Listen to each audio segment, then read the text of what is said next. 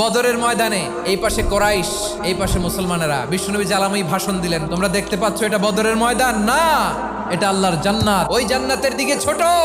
বিশ্বনবীর কথা শোনা মাত্র সাইয়েদনা উমাইর ইবনুল হামাম বললেন বাখ বাখ, মানে চমৎকার। বিশ্বনবী বললেন মা ইয়াহমিলুকা আলা কওলিকা বাখ বাখ ইয়া উমাইর, আমার এই কথা শুনে তুমি কেন বললা বাখ বাখ? ইয়া রাসূলুল্লাহ, আপনার এই কথা শুনে আমি বড্ড খুশি হয়েছি, আর আমি প্রত্যাশা করছি আমি যদি ওই জান্নাতের মালিক হতে পারি তাহলে কতই না ভালো হতো। সুবহানাল্লাহ বলেন। বিশ্বনবী বললেন উমাইর আনতা মিন আহলিহা, তুমি ওই জান্নাতের অধিবাসী, তুমি জান্নাতি। উমাইর চিন্তা করলেন আমি জান্নাতি, নবীর মুখ দিয়ে যখন বেরোইছে ওই জান্নাতে তো আমার ঢুকতেই হবে, কিন্তু হাতে 3টা খেজুর খেয়ে যদি জেহাদের ময়দানে যাই তাহলে জান্নাতে যেতে তো দেরি হয়ে যাবে। এই চিন্তা আসা মাত্রই খেজুর 3টাকে তিনি ছুঁড়ে মারলেন, তলোয়ার বের করে আল্লাহু আকবার বলে বদরের ময়দানে ঝাঁপিয়ে পড়লেন। আল্লাহর শত্রুদেরকে কচুকাটা করে এক পর্যায়ে শাহাদাতের সুধা পেয়ে নিজেও জান্নাতি হয়ে গেলেন। পড়েন সুবহানাল্লাহ।